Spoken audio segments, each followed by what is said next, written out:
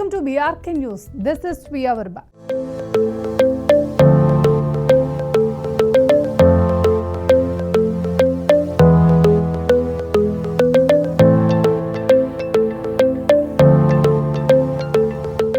టీవీలు ఫోన్లు కొనే వారికి గుడ్ న్యూస్ అని చెప్పొచ్చు.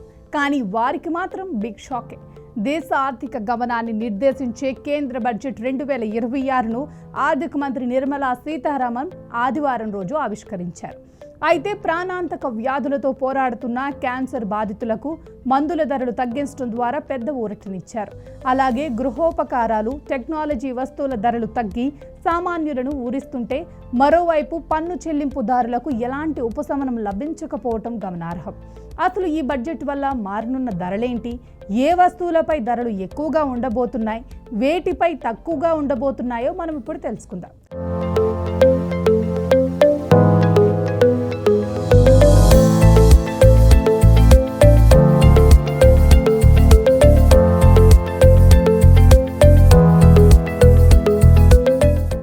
విషయంలోకి వెళ్తే, కేంద్ర ఆర్థిక మంత్రి నిర్మలా సీతారామన్ ఆదివారం రోజు పార్లమెంట్లో 2026-27 ఆర్థిక సంవత్సరానికి సంబంధించి కేంద్ర బడ్జెట్ను ప్రవేశపెట్టారు. వరుసగా 9వ రోజు బడ్జెట్ను సమర్పించి ఆమె రికార్డు సృష్టించారు. అయితే 3 ప్రధాన కర్తవ్యాల ఆధారంగా ఆర్థిక వృద్ధిని వేగవంతం చేసే దిశగా ఈ బడ్జెట్ను రూపొందించారు. సామాన్యుల నుంచి పారిశ్రామికవేత్తల వరకు అందరి దృష్టిని ఆకర్షించే ఈ బడ్జెట్లో కొన్ని రంగాలకు భారీ ఊరట లభించగా, మరికొన్ని రంగాలపై భారం పడేలా ఉంది. ముఖ్యంగా పన్నుల మార్పుల వల్ల ఏ వస్తువుల ధరలు తగ్గాయి, వేటి ధరలు పెరిగాయో మనం ఇప్పుడు తెలుసుకుందాం.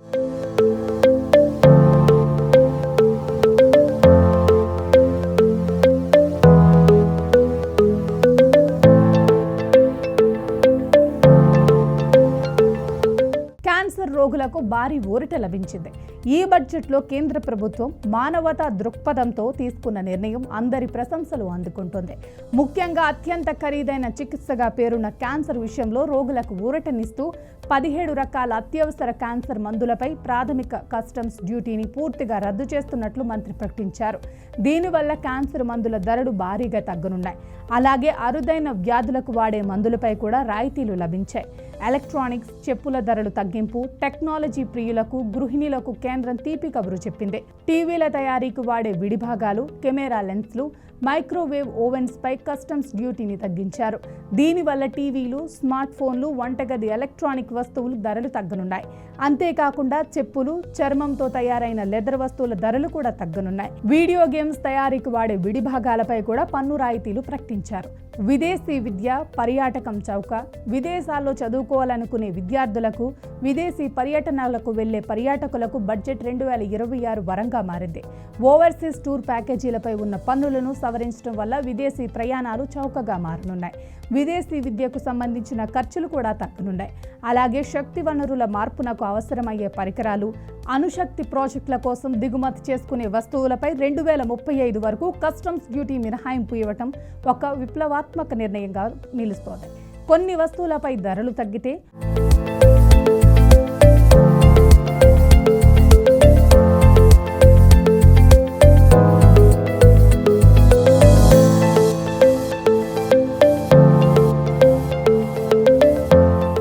మరికొన్ని రంగాలపై భారీ బాదుడు మొదలైంది. ముఖ్యంగా బొగ్గు, కాఫీ, వెండింగ్ మిషన్లు ధరలు పెరగనున్నాయి. అయితే ఈ బడ్జెట్లో ఆదాయపు పన్ను చెల్లింపుదారులకు మాత్రం నిరాశ ఎదురైంది. ఇన్కమ్ ట్యాక్స్ రీబేట్లలో కానీ, స్టాండర్డ్ డిడక్షన్లో కానీ ఎలాంటి మార్పులు చేయకపోవటం గమనార్హం. అంతేకాకుండా పన్నుల విషయంలో తప్పుడు సమాచారం ఇస్తే చెల్లించాల్సిన పన్నుపై 100% జరిమానాన్ని విధిస్తామని ప్రభుత్వం హెచ్చరించింది.